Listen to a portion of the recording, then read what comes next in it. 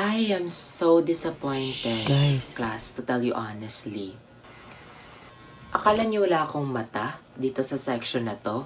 Na sinumbong sa akin na pinag-usapan niyo daw kami sa GC niyo?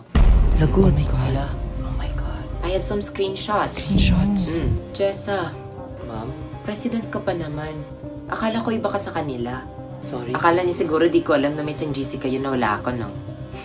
Sino nagsumbong? Hindi. Grabe kayo. Kayo kasi, guys. Ba't nahimik kayo lahat? Pengin water. Ay, sabihan niyo na yung mga parents niyo kasi papa-guidance ko kayo lahat. Oh my God. You can continue on what you're doing.